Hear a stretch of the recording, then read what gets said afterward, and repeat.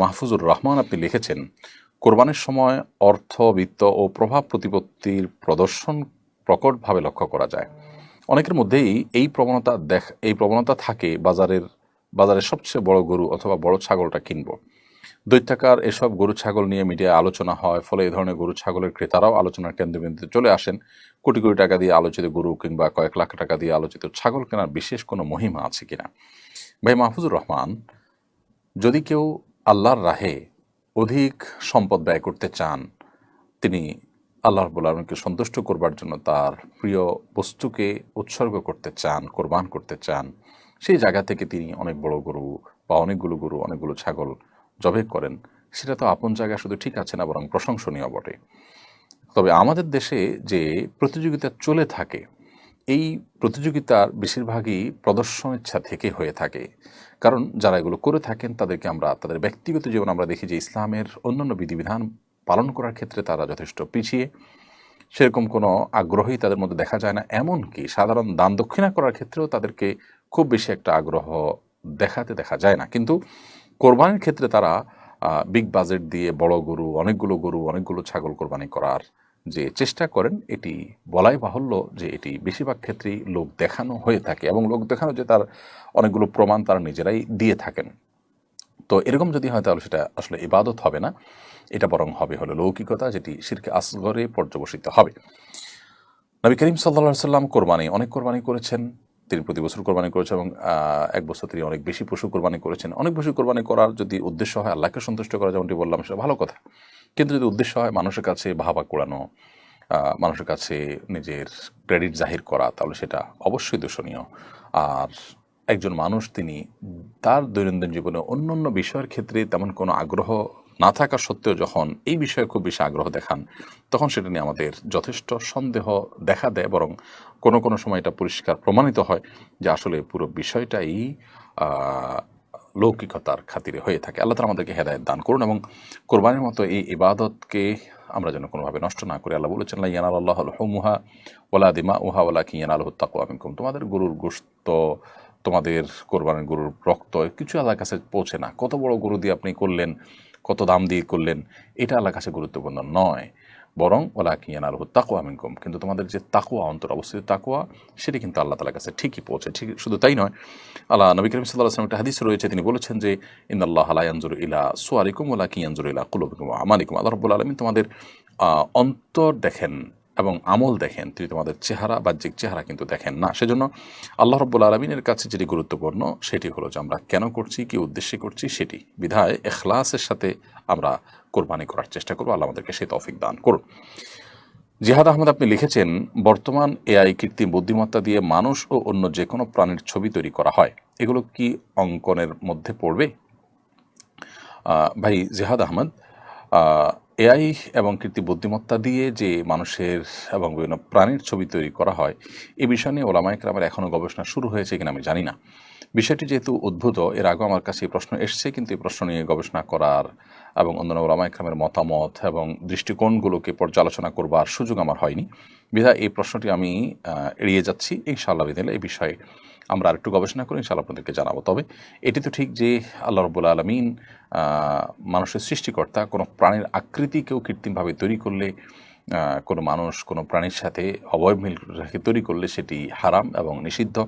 এবং এটি কেন নিষিদ্ধ, আমরা আজকাল সব কিছুতে লজিক খুঁজে বেড়াই। সাধারণত এই ধরনের প্রাণী, বিশেষ করে ভাস্কর্য, মূর্তি, প্রতিমা, এগুলোর উপরে শয়তান ভর করে। এটি কোরআন হাদিসের কোনো মানে সরাসরি দেওয়া বক্তব্য নয়, বরং এগুলো বিভিন্ন গবেষণা দ্বারায় প্রমাণিত বিষয় এবং অনেকের গবেষণা মাত্র। কেউ চাইলে সেটাকে অবিশ্বাসও করতে পারেন। কিন্তু এটুকু নিশ্চিত করে আমরা বলতে পারি যে কোরআন এবং হাদিসে যেটি নিষিদ্ধ করা হয়েছে, সেটিতে মানব জাতির জন্য, মুসলমানদের জন্য অকল্যাণ নিশ্চিতভাবে নিহিত আছে। সো আমরা এগুলো থেকে, সন্দেহপূর্ণ বিষয় থেকে যথাসম্ভব দূরে থাকার চেষ্টা করব। মুরাদ হাসান লিখেছেন, 2025 সাল থেকে সর্বজনীন পেনশন স্কিমকে সরকারি চাকরিজীবীদের জন্য বাধ্যতামূলক করা হচ্ছে। বিষয়টা শরীয়ী দিক নিয়ে আলোচনা করবেন। ভাই মুরাদ হাসান, সর্বজনীন পেনশন স্কিম যেটা আমাদের দেশে চালু করা হয়েছে, আমরা এর আগে একটা আমাদের ফেসবুক স্ট্যাটাসের মাধ্যমে জানিয়েছি যে এটি একটি যুগান্তকারী উদ্যোগ, যে মানুষগুলো চাকরি শেষ করে বৃদ্ধ বয়সে অনেকটা নিঃসঙ্গ হয়ে যান বা অনেক সময় বিপদে পড়েন, তাদের আসলে সর্বজনীন পেনশন স্কিমের মাধ্যমে তাদের পাশে দাঁড়ানো বা তাদেরকে সহায়তা করার যে উদ্যোগ, সেটি পৃথিবীর বিভিন্ন দেশে ছিল, আমাদের সেটা চালু হয়েছে, প্রশংসনীয়। যদি ইসলামের যে মূল স্পিড আছে, ইসলামের যে মৌলিক থিঙ্কিং আছে, সেটা যদি আমাদের সমাজে সর্বত্র প্রতিষ্ঠিত থাকতো বা থাকে, তাহলে সেক্ষেত্রে এগুলোর প্রয়োজন হবে না। কারণ একটা মানুষ তার সন্তান সন্ততি, তার আত্মীয় স্বজনরা তার বৃদ্ধ বয়সে তাকে অনেক বেশি কেয়ার করবেন, যত্ন নেবেন, সেটাই স্বাভাবিক। এবং যত বেশি প্র্যাকটিসিং ফ্যামিলি দেখি আমরা, সমাজ দেখি, সেখানে এগুলো তত বেশি থাকে আমরা জানি, সেখানে আসলে এগুলোর প্রয়োজনই হয় না। কিন্তু বাস্তবতা হলো দিন দিন সেগুলো হারিয়ে যাচ্ছে, যার কারণে এই সমস্ত স্কিমের প্রয়োজন হচ্ছে। তো যাই হোক, অন্যান্য দেশে যেটা অনেক আগে চালু হয়েছে, আমাদের দেশে এখন চালু হওয়াটা প্রশংসনীয়। কিন্তু এই স্কিমের মাধ্যমে যে মানুষকে আপনার পরবর্তীতে মাসে মাসে যে পেনশন দেওয়া হবে, সেটি সুস্পষ্টভাবেই সুদভিত্তিক সিস্টেম, এবং সেটি যে সুদভিত্তিক সেটা একেবারে দিনের আলোর মতো পরিষ্কার। তো যার কারণে এই বিষয়ে আমরা এর আগে বলেছিলাম যে এই স্কিমের মধ্যে যদি একটা সুদমুক্ত স্কিম চালু করা হয়, যেখানে আসলে সরকারের উদ্দেশ্য হাসিল হবে, মানুষের উপকারও হবে, তাহলে সেটি আমাদের এদেশের জনগণের জন্য অধিকতর উপযোগী হবে। বিশেষ করে এদেশের মানুষের মধ্যে সুদের প্রতি ঘৃণা করার মনোভাব রয়েছে অনেক বেশি, যার ফলশ্রুতিতে কনভেনশনাল ব্যাংকগুলো পর্যন্ত কিন্তু সুদী ব্যাংকের বিপরীতে বা সুদী ব্যাংকের পাশাপাশি হলেও, সুদী ব্যাংকিংয়ের পাশাপাশি হলেও ইসলামী ব্যাংকিংয়ের উইং তারা খুলতে বাধ্য হচ্ছে, উইন্ডো খুলতে বাধ্য হচ্ছে। তো এদেশে মানুষের এই সুদের প্রতি যে ঘৃণাবোধ, সেই কারণে এই সার্বজনীন পেনশন স্কিমকে, এটাকে সত্যিকার অর্থে সার্বজনীন করতে হলে অবশ্যই এটাকে সুদমুক্ত যে উইং, সেটা খুলতে হবে। তো এ বিষয়ে সংশ্লিষ্টদেরকে আমরা অনুরোধ করব যে বিষয়টা খুবই সহজ, ওরা আমাদের সাথে পরামর্শ করে সুদমুক্ত একটা উইং খুললে ইনশাআল্লাহ বিষয়টা সহজ হবে। আর তা না হলে বাধ্যতামূলক করে বা অন্য কোনোভাবে যদি আপনি সুদ হারাম এটা মানুষকে গেলানোর চেষ্টা করেন, জনগণ যেটা চায় না সেটা যদি আপনি জোর করে চাপাতে চান, তাহলে সেক্ষেত্রে এটা নিয়ে অস্থিরতা যেমন তৈরি হতে পারে, তেমনিভাবে সমাজের বড় একটা অংশ এই সুবিধা তারা ভোগ করবেন না এবং এটাকে তারা অ্যাভয়েড করবেন, যার ফলে মূল উদ্দেশ্য কিন্তু সাকসেস হবে না, সফল হবে না। জাকিয়া জান্নাতি আপনি লিখেছেন, যারা অসংখ্য জিনকে চিকিৎসার জন্য ব্যবহার করে, তাদের থেকে চিকিৎসা নেওয়ার ব্যাপারে কিছু বলবেন। জিনকে বশে রেখে বাধ্য করা এবং তাকে নির্দেশ দিয়ে বিভিন্ন কাজ হাসিল করা, এটি নিষিদ্ধ, যেটাকে ইস্তেআনা বিল জিন বলা হয়ে থাকে। ইস্তেআনা বিল জিনের পরে হাদিসে এবং নবী করিম সাল্লাল্লাহু আলাইহি ওয়াসাল্লামের বহু বক্তব্যে পরিষ্কারভাবে নিষেধাজ্ঞার বিষয়টি আমরা জানতে পারি। বিধায় ইস্তেআনা বিল জিন কোনো অবস্থাতে করা যাবে না, একজন মুসলমান সেটি করবেন না। তো এর বাইরে জিনদের থেকে জিনরা নেককার জিনদের কোনো তথ্য যদি আমাদেরকে দেন, সেটা যদি আমরা ভেরিফাই করতে পারি, তাহলে সেটা আমাদের কাজে আসতে পারে। বাট তাদেরকে বশে এনে, তাদেরকে বাধ্য করে, তাদেরকে দিয়ে বিভিন্ন কাজ করানো, সেটা কিন্তু জায়েজ নয়। বিশেষ করে ইস্তেআনাবিল জিন বলা হয় যেটাকে। সুলাইমান সাল্লামের যেটি ঘটনা রয়েছে যে তিনি জিনদের বশীভূত করতেন বা তার বশীভূত ছিল, তিনি মসজিদে আকসার জিনদের দিয়ে তৈরি করেছেন। প্রথমত সেটি ছিল সুলাইমান সাল্লামের শরীয়তের বিষয়। এক নবীর শরীয়ত কিন্তু অন্য নবীর জন্য প্রযোজ্য হয়। আমাদের নবী সাল্লাল্লাহু আলাইহি সাল্লামের যে বক্তব্য রয়েছে, যে হাদিস রয়েছে, সেই হাদিসে একেবারে পরিষ্কার, সেগুলোর আলোকে আসলে জিনদের থেকে সাহায্য প্রার্থনা করা জায়েজ নয়। এর বাইরে আরও এর নানাবিধ ব্যাখ্যা এবং বিশ্লেষণও রয়েছে। আমিনুল হক লিখেছেন, সমকামীদের বাড়বাড়ন্ত বেড়েই চলেছে। আজ শুক্রবার রাত 11টায় তারা ঘোষণা দিয়ে ঢাকা শহরে প্রাইড করবে বলে ঘোষণা করেছে। এদের প্রতিরোধে আমাদের করণীয় কি? বা আমিনুল হক, খুবই দুঃখজনক একটি অধ্যায়। আমি জানি না যে আমাদের দেশে সংবিধানে যেখানে সমকামিতা এটি অবৈধ, সেটাকে চালাকি করে, ছলছাতুরি করে, আপনার জেন্ডার ডাইভার্সিটি নাম দিয়ে, আপনার লিঙ্গ বৈচিত্র্য নাম দিয়ে, সেখানে বিভিন্ন বৈচিত্র্যের বিভিন্ন আপনার মতে, বিভিন্ন রুচির আপনার লিঙ্গের মানুষ একত্র করার বিষয় বলতে কি বোঝানো হয়, এটা বোঝার জন্য কারোর পণ্ডিত হওয়ার প্রয়োজন নেই। একজন কিশোর এটা বুঝতে পারেন। এবং তাদের যে প্রচারণা, সেখানে যে আপনার পায়ুসঙ্গমকারীদের, এই নোংরা শব্দ বলতে হচ্ছে, আমি দুঃখিত, এই পায়ুসঙ্গমকারীদের যে আপনার সিম্বল, সেটি তাদের পতাকা রয়েছে, তাদের কালার রয়েছে, এটি মানে বোঝে না এমন কোনো মানুষ পৃথিবীতে আমার মনে হয় না যে এই যুগে অন্তত থাকতে পারে। তো এরকম একটি সংবিধান এবং রাষ্ট্রের আইন বিরোধী এবং এদেশের সকল ধর্মের মানুষের চিন্তাধারা পরিপন্থী একটি কাজ প্রকাশ্যে ঘোষণা দিয়ে আজ অনেকদিন ধরে তারা করবে বলে আসছে এবং আজকে 11টা করার কথা রয়েছে। তো এটি আমাদের জন্য খুব দুঃখজনক একটি অধ্যায়, খুবই বেদনাদায়ক একটি অধ্যায়।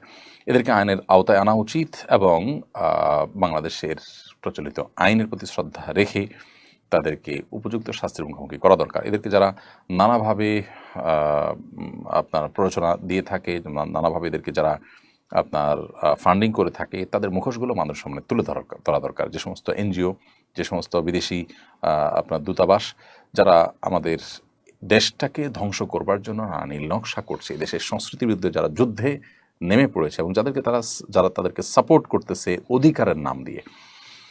অধিকার শব্দ শুনলেই আমরা দুর্বল হয়ে পড়ি, এই জন্য এই নোংরামুখে তারা অধিকার শব্দের প্রলেপ দিয়ে সমাজে খাওয়ানোর চেষ্টা করছে। তাদের বিরুদ্ধে আমাদের প্রত্যেকটা মানুষকে সোচ্চার হতে হবে এবং কোনোভাবেই এই নোংরামো আমাদের সমাজে চলতে দেওয়া যায় না। আমরা সম্প্রতি একটা ভিডিও দেখেছি যে আমেরিকাতে একজন বাবা তার ছেলে ট্রান্সজেন্ডার হয়ে মেয়ে হয়ে এসেছে, বাবা একটি ওপেন টক শোতে তার সে কি কান্না, তিনি নিজেকে দোষারোপ করছেন তিনি আদর্শ বাবা হতে পারেন যে তার সন্তানটা এভাবে ধ্বংস হয়ে গেছে। তো আমাদের দেশে এরকম পরিস্থিতি যদি আমরা দেখতে না চাই, তাহলে সেক্ষেত্রে আমাদের উচিত হবে এখনই এই সমস্ত অন্যায়, এই সমস্ত অনাচারের বিরুদ্ধে গণপ্রতিরোধ গড়ে তোলা। আল্লাহ তাআলা আমাদেরকে তৌফিক দান করুন। আফরিন মনি আপনি লিখেছেন, দাখিল আলিম পরীক্ষায় কোরআন বা অন্যান্য আরবি বিষয়ের মধ্যে কোরআনের আয়াতের অর্থ দলিল হিসাবে কোরআন আয়াত লিখতে হয়। মাসিক অবস্থা পরীক্ষা হলে করণীয় কি? কোরআন কারীমের আয়াত স্পর্শ করা, কোরআন স্পর্শ করা নিষেধ, কিন্তু কোনো আয়াত আছে কোনো বই, সে বই স্পর্শ করা যায়। সেই হিসাবে যদি কোরআন আয়াত আপনি লেখেন আলতো করে, তো সেটি জায়েজ হতে পারে। ইসলাম এই আইডি থেকে আপনি লিখেছেন, ছেলে প্রবাস থেকে ভিডিও কলের মাধ্যমে বিবাহ করে, এক্ষেত্রে ছেলে যদি দেশে ফিরে বিয়ের শুদ্ধতার জন্য আবার বিয়ে করতে চায়, সে কি পারবে কিনা? দেখুন, ভিডিও কলের মাধ্যমে বিবাহ করা এটা বিবাহের কোনো সঠিক পদ্ধতি নয়, বরং বিবাহের সঠিক পদ্ধতি হলো যে একজন প্রতিনিধি নিযুক্ত করবেন দেশে, যিনি তার পক্ষ থেকে প্রস্তাব করবেন কিংবা প্রস্তাবে তিনি সম্মতি জ্ঞাপন করবেন এবং সাক্ষীদের উপস্থিতি সেখানে থাকবে। এটাই হলো শরঈ পদ্ধতিতে বিবাহের প্রকৃত নিয়ম। এর বাইরে বিয়ের ব্যাপারে যদি আপনার ভিডিও কলে শুধুমাত্র সেখান থেকে সে প্রস্তাব দেয় বা সম্মতি দেয়, তাহলে সেটা কিন্তু বিবাহ বিশুদ্ধ হওয়ার যে প্রক্রিয়া তার আওতায় পড়বে না। সেই হিসাবে দেশে এসে যদি নতুন করে বিয়ে করেন বা আগের বিয়েটাকে যেহেতু শরিয়ার পদ্ধতি অনুযায়ী হয়নি, সেজন্য নতুন করে বা সম্পূর্ণ পৃথকভাবে বিয়ে করেন, তাহলে সেক্ষেত্রে সেটি জায়েজ নয়, বরং সেটা সঠিক কাজ হবে বা উচিত কাজ হবে। মোহাম্মদ শাওন আপনি লিখেছেন, ব্যাংকে গচ্ছিত টাকায় সুদ এলে সে টাকা গরিব সন্তান এবং তার স্ত্রীদের দান করা যাবে কিনা? সন্তান সন্ততি যদি ছোট হয়, তাহলে সেটা তো বাবা মার কর্তব্য তাদেরকে লালন পালন করা। আর যদি তারা বড় হয় এবং অভাবী হয়, দুস্থ হয়, এদিকে বাবার টাকা পয়সা আছে, তাহলে সেক্ষেত্রে বাবা তাদেরকে নিজের টাকা পয়সা থেকে, সাধারণ টাকা পয়সা থেকে দেওয়াটাই হলো উচিত এবং কর্তব্য। বাট এটা ঠিক যে ব্যাংকের থেকে যে গচ্ছিত টাকা থেকে আপনি সুদ পেলেন আপনার ইচ্ছার বাইরে, সেই টাকা সেই টাকাটা আপনি যে কোনো গরিব অভাবী মানুষকে দিতে পারেন, সেই হিসাবে এটি হতেই পারে। আর স্ত্রীকে দান করতে পারবেন না, কারণ স্ত্রী আপনার স্ত্রীর ভরণ পোষণ দেওয়া আপনার কর্তব্যের অংশ। অতএব স্ত্রী আর গরিব থাকছেন না যখন তার ভরণ পোষণের সমস্ত ব্যবস্থা আপনি করেছেন। যার কারণে স্ত্রীর ব্যাপারটি, স্ত্রীকে জাকাত যেমন দেওয়া যাবে না, এ ধরনের খাতের টাকাও দেওয়া যাবে না। তবে হ্যাঁ, অন্য কোনো গরিব অভাবী মানুষ থাকলে তাদেরকে আপনি দিতে পারবেন। এরপর রাশেদ হাসান আপনি লিখেছেন, ঢাকা বিশ্ববিদ্যালয়ে গার্হস্থ্য অর্থনীতি বিভাগে ট্রান্সজেন্ডারদের জন্য বিশেষ কোটা নির্ধারণ করা হয়েছে, বিষয়টাকে আপনি কিভাবে দেখেন? ভাই রাশেদ হাসান, শুধু ঢাকা বিশ্ববিদ্যালয় নয়, বিভিন্ন প্রতিষ্ঠানে ইতোমধ্যে ট্রান্সজেন্ডারদের জন্য বিশেষ কোটা নির্ধারণ করা হয়েছে, যেটা আত্মঘাতী সিদ্ধান্ত। এগুলোর বিরুদ্ধে আমাদের প্রত্যেকটা মানুষের সোচ্চার হতে হবে, আমাদেরকে মুখ খুলতে হবে। আমাদের সমাজটাকে নষ্ট করবার নানা রকমের আয়োজন তারা করে ফেলেছে। শয়তানি এই চক্রান্ত কোনোভাবেই এদেশে চলতে দেওয়া যাবে না। সম্প্রতি একটি ভিডিও ভাইরাল হয়েছে, আপনারা দেখেছেন, আমেরিকাতে একজন বাবা এবং তার সন্তানকে টিভি টক শোতে আনা হয়েছে। সন্তান ছেলে ছিলেন, আস্ত একজন ছেলে, তিনি ট্রান্সজেন্ডার, তিনি নিজেকে রূপান্তরের মাধ্যমে ট্রান্সজেন্ডার হয়ে তিনি নারী হয়ে আসছেন। বাবা তার এই ছেলেকে হঠাৎ করে এরকম পরিবর্তন হতে দেখে অঝরে কাঁদলেন এবং টকশোতেই কাঁদলেন এবং তিনি নিজেকে দোষারোপ করলেন তিনি আদর্শ বাবা হতে পারেননি, তার সন্তানকে নষ্টের হাত থেকে তিনি বাঁচাতে পারেন নাই, বিকৃতির হাত থেকে বাঁচাতে পারেননি। তো আমাদের আমাদের সমাজে যদি এরকম ভয়াবহ পরিস্থিতি না হোক আমরা চাই, তাহলে এই অধিকারের নাম দিয়ে এই নোংরামোগুলোকে, এই সমকামিতাকে প্রতিষ্ঠা করা সহ আরও যত নোংরামো আছে, এগুলোর বিরুদ্ধে আমাদের কিন্তু কথা বলতে হবে, এগুলোর বিরুদ্ধে আমাদেরকে আওয়াজ তুলতে হবে। এবং এটা অধিকারের ইস্যু নয়, বরং এটা রীতিমতো একটা নোংরামোকে এস্টাবলিশড করার ইস্যু। ইতিমধ্যে আমরা একটা ঘটনা দেখেছি সোশ্যাল মিডিয়াতে, আপনারা অনেকে হয়তো দেখেছেন যে মেট্রো রেলে পর্যন্ত আপনার এই ট্রান্সজেন্ডার মহিলা বগিতে উঠে পড়ার পর একজন নারী আপত্তি জানিয়েছেন, সেটা নিয়ে কিন্তু কেওয়াজ বেঁধেছে। পাবলিক টয়লেটে হবে, নানা জায়গায় হবে। অতএব এদেরকে সমাজে স্কোপ দেওয়া এটা আত্মঘাতী সিদ্ধান্ত ছাড়া কিছুই নয়। যে সমস্ত চক্র তাদের কাছে টাকা খেয়ে আমাদের সমাজে সমস্ত নষ্টামি ঢুকাচ্ছে, তাদের বিরুদ্ধে আমাদেরকে সোচ্চার হতে হবে। আল্লাহ আমাদেরকে তৌফিক দান করুন। মোহাম্মদ শাওন লিখেছেন, ফেসবুকে কারো ছবিতে লাইক, কমেন্ট বা লাভ রিয়েকশন দিলে কি গুনাহ হবে? এটি নির্ভর করবে ছবিটা কী ধরনের। একজন ছেলে মানুষ হয়ে একটা মেয়ে মানুষের কোনো ছবি যেটা আপনার দেখা হারাম, সেটা ছবি দেখে আপনি লাইক, কমেন্ট করেছেন, লাভ রিয়েকশন দিয়েছেন, তাহলে সেক্ষেত্রে সেটা অবশ্যই হারাম হবে। আর যদি বৈধ কিছু দেখেন দেখে আপনি লাইক, কমেন্ট করেন, সেটা হারাম হবে না। আলী হাসান লিখেছেন, আমি 5 ওয়াক্ত নামাজ পড়ার চেষ্টা করি, কিন্তু মাঝে মধ্যে নামাজের মধ্যে আমার মনোযোগ থাকে না। কি করলে পুরোপুরি মনোযোগ থাকবে, দয়া করে জানাবেন। ভাই আলী হাসান, নামাজে মনোযোগ সৃষ্টি করবার জন্য প্রথমত নামাজ আমরা যা বলছি সেগুলোকে বোঝার চেষ্টা করব, অর্থগুলো জানার চেষ্টা করব, সূরা কেরাতগুলো, দোয়াগুলোর, এটা আমাদের মনোযোগ সৃষ্টিতে সাহায্য করবে ইনশাআল্লাহ। এর পাশাপাশি নামাজে আমাদের যে সূরা কেরাতগুলো পড়ে থাকি আমরা, সেগুলো অর্থ সহকারে বুঝে পড়ার পাশাপাশি ধীরে ধীরে পড়বো, এবং রুকু, সিজদা, উঠা বসা যত সময় নিয়ে যত ধীরে ধীরে আপনি করবেন, তত বেশি ইনশাআল্লাহ বিদিনিল্লাহ আপনার সালাতে মনোযোগিতা সৃষ্টি হবে ইনশাআল্লাহ তাআলা। সালাতে মনোযোগ সৃষ্টি হওয়ার জন্য আর অনেকগুলো উপায় আছে। একটি আর্টিকেল আমাদের অনলাইনে এখনও আছে, নামাজে মনোযোগ সৃষ্টির 33টি উপায়। এটি শেখ বিন বাজ রাহমাহুল্লাহ, সৌদি আরবের সাবেক গ্র্যান্ড মুফতি, তার একটা লেখার অনুবাদ আমি করেছি, সেটি আছে সোশ্যাল মিডিয়াতে, দেখে নিতে পারেন। শেখ ইব্রাহিম আপনি লিখেছেন, প্রতি বছর চামড়ার দাম নিয়ে একটা ঝামেলা সৃষ্টি হয়। প্রতি বছর চামড়ার দাম ক্রমাগত কমছে, তবে এবছর গত বছরের তুলনায় প্রতি বর্গফুটের 5 টাকা বাড়ানো হয়েছে। বিষয়টাকে কিভাবে দেখেন? চামড়ার দাম এবছর 5 টাকা বৃদ্ধি হওয়া, এটা তো একরকম আমি তামাশা ছাড়া আর কি বলবো। যে বর্গফুট যদি 5 টাকা বাড়ে, তাহলে একটা চামড়াতে মানে দাম বৃদ্ধিতে সেটা কতটা প্রভাব ফেলবে বা কতটাই বা দাম বৃদ্ধি পাবে। তো মুদ্রাস্ফীতির তুলনায় এটা এতটাই কম যে এটা রীতিমতো তামাশা ছাড়া কি বলা যায়। আমাদের দেশে নানা কারণে চামড়ার দাম কমে যাচ্ছে, এবং ইচ্ছাকৃতভাবে একটা চক্র এটি করছে কিনা সেটা নিয়ে নানা রকমের কথা বাজারে প্রচলিত আছে। সংশ্লিষ্ট বিষয় যাদের দেখবার দায়িত্ব, তারা যদি দেখেন, তাহলে এখানে আমাদের কল্যাণ হয়তো নিহিত থাকবে। আল্লাহ তাআলা আমাদেরকে যত রকমের অনাচার আছে এগুলো থেকে বেঁচে থাকার তৌফিক দান করুন। মোহাম্মদ নুরুল ইসলাম আপনি লিখেছেন, কিভাবে পরিবারের মানুষদের ভালোবাসা অর্জন করবে এবং তাদেরকে সৎ উপদেশ দেওয়ার জন্য তাদের উপর প্রভাব বিস্তার করব। প্রথমত, পরিবারের মানুষের কল্যাণকামী হিসাবে নিজেকে আপনি প্রতিষ্ঠা করার চেষ্টা করবেন। দ্বিতীয়ত, আপনার আয় উপার্জন, আপনার ব্যক্তিত্ব, আপনার পার্সোনালিটি, এগুলো সবগুলো পরিবারের উপরে আপনার প্রভাব বৃদ্ধি করতে সহায়তা করবে ইনশাআল্লাহ তাআলা। আর সবচেয়ে বড় প্রভাব আসবে তাকওয়া থেকে। যদি ইখলাস এবং তাকওয়া চর্চা করতে পারি আমরা, তাহলে আশা করা যায় আল্লাহ রাব্বুল আলামিন আমাদের কথার মধ্যে, আমাদের সব কিছুতে তাসির এবং প্রভাব দিবেন, যার ফলে পরিবার কেন অন্যরা সবাই সেই তাসিরে, সেই প্রভাবে প্রভাবিত হবেন। তো সেই চেষ্টা আপনার করা দরকার। বিশেষ করে তরুণদের ক্ষেত্রে আয় উপার্জন করা, কর্মমুখী হওয়া, অলস না হওয়া, এগুলো তার পরিবারের উপর তার প্রভাব ফেলতে অনেক বেশি সহায়ক ভূমিকা রাখে। বিশেষ করে দাওয়াতি কাজে এটি অনেক বেশি কাজে লাগে। মোহাম্মদ নুরুল ইসলাম লিখেছেন, আমি যদি আমাদের দেহের কোনো অঙ্গ আঁকি, যেমন চোখ, পাকস্থলী, ব্রেন, কিডনি, কান ইত্যাদি, সেটা কি হারাম হবে? আপনি কোনো একটা অঙ্গের ছবি আঁকলেন, সেটা হারাম হবে না, কিন্তু পূর্ণাঙ্গ অবয়ব যখন একটা প্রাণীর তৈরি করবেন, সেটা শুধু হারাম হবে। এমনি নাইম এইচবি এর থেকে আপনি লিখেছেন, আমার আম্মু প্যারালাইজড, তিনি সরাসরি সিজদা দিতে পারেন না, তিনি চেয়ারে বসে খাটে সিজদা দেন। চেয়ার আর খাট সমান উচ্চতার, এতে কি নামাজে কোনো সমস্যা হবে? ভাই নাইম, আপনার মাকে আল্লাহ তাআলা রহম করুন এবং সবরের তৌফিক দান করুন। আমরা দোয়া করি তাকে আল্লাহ তাআলা আরোগ্য দান করুন। আর যিনি অসুস্থতার কারণে সিজদা দিতে পারেন না, তিনি বসে সালাত আদায় করবেন এবং রুকুতে যতটুকু ঝুঁকবেন, সিজদাতে তার চাইতে বেশি ঝুঁকবেন, এটাই যথেষ্ট।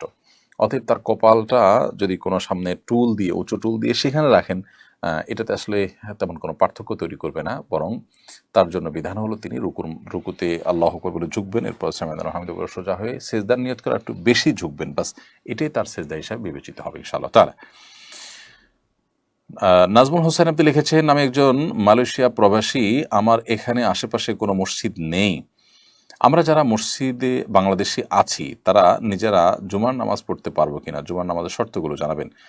অবশ্যই আপনারা জুমার নামাজ পড়তে পারবেন, নিজেদের মধ্যে থেকে যে কোনো একজন ইমামতি করে জুমার নামাজ পড়িয়ে দিবেন, ইনশাআল্লাহ আপনাদের নামাজ হয়ে যাবে। বরং পড়তে পারবেন না, বরং পড়া উচিত এবং কর্তব্য আপনাদের। যদি আশেপাশে কোনো মসজিদ না থাকে, নিজেরা যেখানে আছেন সেখানে জুমার জামাত করবেন। বিশেষ করে লোকালয় যদি থাকে সেখানে আপনি জুমার নামাজ করতে কোনো অসুবিধা নেই। মিসবাহুর রহমান আপনি লিখেছেন, আমাদের দেশের কিছু এলাকায় আরাফার দিন সবাই একত্র হয়ে ইবাদত বন্দেগী করে, বিষয়টা কতটুকু সঙ্গত? আরাফার সঙ্গে সাদৃশ্য তৈরি হওয়ায় তারা কিছু সওয়াব পাবে কিনা? না, আরাফাতের ময়দানে হাজিদেরকে একত্র হতে বলা হয়েছে। এই একই দিনে অন্যান্য জায়গায় একত্র হওয়ার এবং একত্রিত হয়ে সেখানে খুতবার কিংবা আলোচনার কিংবা ঐক্যবদ্ধভাবে দলগতভাবে কোনো ইবাদতবন্দি করার কোনো দীক্ষা শিক্ষা ইসলামে দেওয়া হয়নি। না সেটা নবী করিম সাল্লাল্লাহু আলাইহি ওয়াসাল্লাম দিয়েছেন, না খোলাফায়ে রাশিদিন দিয়েছেন, না সাহাবা ইকরাম দিয়েছেন, না এটি পূর্বসূরীদের মধ্যে ছিল। অতএব এরকম যদি কেউ আরাফাত দিনটাকে সবাই সমবেত হয়ে হাজিদের সাদৃশ্য গ্রহণের চেষ্টা করেন, তাহলে সেটি বিদআতে পরিগণিত হবে এবং সওয়াবের পরিবর্তে সেটি বরং গুনাহ হবে। আরাফাত দিন সম্পর্কে নবী সাল্লাল্লাহু আলাইহি ওয়াসাল্লামের যে নির্দেশনা রয়েছে তার আলোকে আমরা রোজা রাখবো। আরাফাত দিনের যে দোয়া লা ইলাহা ইল্লাল্লাহু ওয়াহদাহু লা শারীকা লাহু লাহুল মুলকু ওয়া লাহুল হামদু ওয়া আলা কুল্লি শাইইন কাদির, সেটা পাঠ করবো। এছাড়া আসলে আরাফের দিন উপলক্ষে আমাদের বিশেষ কোনো করণীয় নেই। আমরা যদি অন্য কোনো বিষয়কে জরুরি বা আবশ্যক বানিয়ে নিই, তাহলে সেক্ষেত্রে সেটা সওয়াবের পরিবর্তে কিন্তু গুনাহ হতে পারে। এরিন মাশফি এআইডি থেকে আপনি লিখেছেন, আমি এবং আমার হাজবেন্ড দুজনেই চাকরি করে একটা বিজনেস দেই, যেখানে বিজনেসের মাঝে আমার এবং আমার হাজবেন্ডের দুজনের অর্থ 50% করে, কিন্তু আমার হাজবেন্ড আমাকে কোনো লাভের অংশ দেয় না। আমি তাকে না জানিয়ে যদি কিছু টাকা নেই, তাহলে কি আমার গুনাহ হবে? বোনেরিন, আপনারা দুজনে যেহেতু চাকরি করছেন এবং দুজনে চাকরি করে একটা বিজনেসও দিয়েছেন, এখানে দুজনের যে ইনভেস্ট রয়েছে সেটা আপনাদের বাণিজ্যিক সম্পর্ক, সেটা সম্পূর্ণ ভিন্ন। আর স্ত্রী হিসাবে আপনার ভরণ পোষণ তিনি আপনাকে দিবেন, সেটা আরেকটি জিনিস। আর যেহেতু আপনার এখানে 50% ইনভেস্ট আছে, অতএব স্বামী আপনাকে 50%-এর যে প্রফিট সেটা আপনাকে দেওয়া তার কর্তব্য। যদি না দেন, তাহলে সেক্ষেত্রে আপনি সেখান থেকে তাকে না জেনে টাকা নিতে পারবেন। কারণ কারোর অধিকার যদি কারোর কাছে থেকে যায়, তিনি যদি সেটা থেকে বঞ্চিত করেন তাকে, তাহলে তিনি তার অগোচরে সেই অধিকারটুকু আদায় করে নিতে পারবেন, সেটা রাইট তার আছে। মোহাম্মদ রাশিক শাহরিয়ার আপনি লিখেছেন, জিলহজ মাসের 1 থেকে 10 তারিখের মধ্যে কি দাড়ি সাইজ করা যাবে? চুল, নখ, পশম যে কাটা যায় না, এটা কি সুন্নত নাকি ওয়াজিব? ভাই রাশিক শাহরিয়ার, জিলহজের 1 থেকে 10 তারিখ পর্যন্ত কোনো লোম, কোনো পশম, নখ ইত্যাদি আমরা কাটবো না। সেক্ষেত্রে দাড়িটা এর মধ্যে তো আরও ভালো করে আছে, দাড়িটা কোনো সময় মুসলমানের জন্য কাটা জায়েজ নেই, সেখানে এই 10 দিন তো আরও বেশি সেটি নিষিদ্ধ। তবে এই আমলটা সুন্নত নাকি ওয়াজিব আপনি জানতে চেয়েছেন। এটি ফোকা হানাফের মতে সুন্নাহ বা মুস্তাহাব আমল, এটি ওয়াজিব আমল নয়, যার কারণে এটি ছুটে গেলে যে গুনাহ হবে ব্যাপারটা সেরকম না। সাজ্জাদ করিম আপনি লিখেছেন, আমার অফিস হতে প্রতি বছর পোশাক ভাতা, শার্ট প্যান্ট ও জুতা ক্রয় ব্যাংক অ্যাকাউন্টে অগ্রিম প্রদান করে। উক্ত ভাতা শার্ট প্যান্ট ও জুতা ক্রয় করা হয়েছে মর্মে ক্যাশ মেমো দ্বারা দেখানো হয়। প্রকৃতপক্ষে উক্ত শার্ট প্যান্ট ও জুতা ক্রয় করা হয় না, এটা কি জায়েজ হবে? মিথ্যা লিখলে ভাউচার, সেটাতে গুনাহ হবে। যদি থোক কোম্পানি দেয় এবং কোম্পানি থেকে বলা থাকে যে এটা দেওয়া আছে, কেউ কিনলে কিনলো, না কিনলে নাই, তাহলে ভিন্ন কথা। কিন্তু যদি কোম্পানি কিনতে বলে, কিনে ভাউচার দিতে বলে, তাহলে আপনাকে কিনতেই হবে। সেটা আপনি ব্যবহার না করতে পারেন, অন্য কাউকে দিয়ে দিতে পারেন, কিন্তু আপনাকে কিনতে হবে। মিথ্যা কথা বললে আপনি লিখতে পারেন না। প্রয়োজনে দোকানদার কাছে কিনে আবার দোকানদারের কাছে ফেরত দিবেন, কিন্তু আপনাকে কিনতে হবে। না হলে ক্যাশ মেমোতে আপনি লিখেছেন এত তারিখে এটা কেনা হয়েছে, এত এটার দাম, এটা রাহা মিথ্যা কথা হবে। ইমানদার জেনে শুনে ঠান্ডা মাথায় মিথ্যা কথা বলতে পারে না। আব্দুল কাদের লিখেছেন, শ্রেণীকক্ষে ছাত্রী হিজাব নেকাব খুলতে বাধ্য করা, ধর্মীয় অনুভূতিতে আঘাত ও ব্যক্তি স্বাধীনতায় হস্তক্ষেপ করার অভিযোগে রাজশাহী বিশ্ববিদ্যালয়ের এক শিক্ষককে গত 12 মার্চ 5 বছরের জন্য সকল একাডেমিক কার্যক্রম থেকে অব্যাহতি দেওয়া হয়। তবে এই শাস্তির 3 মাস না পেরোতেই অধ্যাপক হিসাবে তাকে পদোন্নতি দেওয়া হয়েছে। বিষয়টাকে কিভাবে দেখেন? খুবই গর্হিত এবং জঘন্য একটি দৃষ্টান্ত এটি। এটির ফলে এ ধরনের সমাজে বিশৃঙ্খলা সৃষ্টি করার মতো কাজগুলো এ ধরনের উগ্র মানুষেরা এবং সংকীর্ণ চিন্তার মানুষেরা আরও বেশি করার সাহস পাবে। বিধায় এটির তদন্তমূলক তদন্ত করে এটির ব্যবস্থা গ্রহণ করা, এটির পেছনে যারা আছে তাদেরকে আইনের আওতায় আনা এবং দৃষ্টান্তমূলক শাস্তি দেওয়াটা খুবই জরুরি একটি বিষয়। দেখুন এভাবে ছোট ছোট বিষয়গুলোই একটা সময় বড় বিষয়ে পরিণত হয় এবং সমাজের মানুষের মধ্যে আস্থার ঘাটতি দেখা দেয়। বিচারহীনতার যে কালচার আমাদের সমাজে রয়েছে এ ধরনের ঘটনাগুলো সেটিকে আরও স্টাবলিশড করবে। বিধায় সংশ্লিষ্ট মহলের দায়িত্ব থাকবে, আমরা আশা করব যে তারা এ ধরনের ঘটনার পেছনে যারা জড়িত আছে তাদেরকে উপযুক্ত শাস্তির আওতায় আনবেন এবং কোনোভাবেই এটি গ্রহণযোগ্য নয় যে একজন শিক্ষক যিনি পানিশমেন্ট পেয়েছেন তার অপরাধের কারণে তিনি নির্দিষ্ট অপরাধের যে সাজা পানিশমেন্ট সেটি ভোগ করার আগে আগে তাকে আবার পুরস্কৃত করা হবে। খুবই জঘন্য একটি বিষয়। এর পেছনের যে সমস্ত কবজা নানা মানুষগুলো আছে তাদেরকে আসলেই বিচারের আওতায় আনা উচিত এবং এদের বিরুদ্ধে আমাদের প্রত্যেকটা মানুষের যার যার জায়গা থেকে মুখ খোলা উচিত, কথা বলা উচিত। এরপরে আব্দুর রব আপনি লিখেছেন, আমার একটি ছাগল আছে, ছাগলটির জন্মের সময় সেটাকে কোরবানির উদ্দেশ্যে রাখা হয়েছে, কিন্তু ছাগলটির মাঝ বয়সে একবার অ্যাক্সিডেন্ট হয়, তার পা ভেঙে গিয়েছিল, যে কারণে তার শারীরিক অবস্থা সেরকম উন্নতি হয়নি, দেখতেও সুস্বাস্থ্যের নয়। আমি জানতে চাচ্ছি সেটাকে বিক্রি করে তার সাথে আরও কিছু টাকা যোগ করে একটা ভালো মানের ছাগল কোরবানি দিতে পারবো কিনা। আপনার নিজের ছাগল আছে, সেটাকে আপনি কোরবানি দেওয়ার নিয়ত করেছেন, খুব ভালো কথা। এখন যেহেতু ত্রুটিপূর্ণ হয়ে গেছে সেই ছাগল, অতএব সেই ছাগল পরিবর্তন করে আপনি আরেকটি ছাগল দিবেন, কারণ কোরবানির পশু ত্রুটিপূর্ণ হলে সেটি দিয়ে কোরবানি করা উচিত নয়, বরং কোরবানি করতে হবে ত্রুটি মুক্ত পশু দ্বারায়। অতএব যে পশুর পা ভেঙে গেছে, যে সুস্থ স্বাভাবিকভাবে হেঁটে জবে করার জায়গা পর্যন্ত হেঁটে যেতে পারে না, যার শিং ভাঙা একটা, অথবা যার একটা চোখ কানা, এই জাতীয় এত দুর্বল যে খাবার খেতে পারে না বা হাঁটতে পারে না, এ ধরনের দুর্বল পশু দিয়ে কোরবানি করা উচিত নয়। সেগুলো এমনি খাওয়া হালাল, বাট কোরবানির জন্য উপযুক্ত নয়, যার কারণে এ ধরনের পশু আপনার থাকলেও সেটা পরিবর্তন করাটাই বরং আপনার জন্য কর্তব্য। কাশ্মীর হাসান আপনি লিখেছেন, আমি একজন যুবক, আমি খুব বিষণ্ণতায় আছি। আমি একটা মেয়েকে বিগত 3 বছর যাবত একতরফা ভালোবেসে আসছি। আমি জানি বিবাহ বহির্ভূত কোনো মেয়েকে ভালোবাসা কবিরা গুনাহ, কিন্তু আমি নেক উদ্দেশ্যে তাকে বিবাহ করতে চাই। এমত অবস্থা আমার করণীয় কি, দয়া করে জানাবেন। বিবাহের উদ্দেশ্যেও যদি আপনি এই সম্পর্ক করেন সেটাও হারাম হবে, গুনাহ হবে, গুনাহ সর্বস্থায় গুনাহ হবে।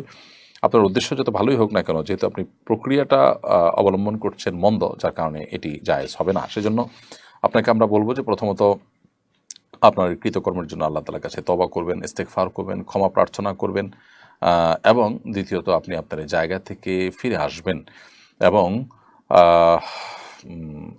কোনো অবস্থাতেই এটাকে প্রশ্রয় দেওয়ার কোনো সুযোগ নেই। আর যদি আপনি তাকে বিয়ে করার সুযোগ থাকে তাহলে বিবাহ করে ফেলান এবং পূর্বের কৃতকর্মের জন্য আল্লাহ তাআলার কাছে মাফ চান। এটাই হলো একমাত্র করণীয়। নিজের নফসের বিরুদ্ধে সংগ্রাম করতে পারাটাই হলো অনেক বড় সার্থকতার বিষয়, ইমানদারের জীবনে একটা গুরুত্বপূর্ণ টার্গেট। সেটা যদি না হয় তাহলে সেক্ষেত্রে আপনি অবশ্যই আল্লাহ সুবহানাহু ওয়া তাআলার কাছে গুনাহগার হিসেবে বিবেচিত হবেন।